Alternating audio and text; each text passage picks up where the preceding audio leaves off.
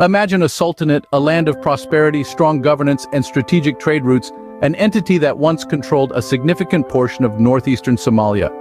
This was the Majerten Sultanate, also known as Majertenia, a Somali sultanate that existed from the late 18th century until the early 20th. The Majerten Sultanate was born from the Majerten clan, a subclan of the larger Darod clan, one of the major Somali clans. The Sultanate's inception was marked by the leadership of Bokor Osman Mahamud, who not only established the Sultanate but also expanded its influence across greater stretches of northeastern Somalia. One remarkable feature of the Majerten Sultanate was its centralized administration and well-organized army. The governance of the Sultanate included a council of elders and a judicial system based on customary law, creating a robust system of order and justice.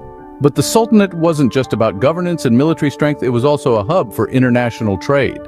Ports like Bosaso and Bargal were the beating heart of the Sultanate's economy, facilitating maritime trade. The Sultanate exported products like livestock and frankincense and controlled essential trade routes, which significantly contributed to its prosperity. It engaged in commerce with several foreign powers, including the Ottoman Empire, Egypt, and European colonial powers. However, with the dawn of the late 19th century, the winds of change began to blow. European colonial powers, particularly Britain and Italy, started exerting pressure on the Sultanate. This led to the division of the Sultanate, with Britain and Italy gaining control over the western and eastern parts, respectively. With the colonization of Somalia, the Majerten Sultanate's political power began to wane, and by the early 20th century, it had ceased to exist as a sovereign entity. But even though the Sultanate's political existence was cut short, its legacy lives on. Its influence continues to be recognized by the Majerten clan and the people of Puntland in present-day Somalia. The Majerten Sultanate controlled several strategic trade routes, connecting it with other regions and trading partners. The maritime trade routes along the coast, particularly in the Gulf of Aden and the Indian Ocean, played a crucial role. Ports like Bosaso and Bargal were significant hubs for maritime commerce.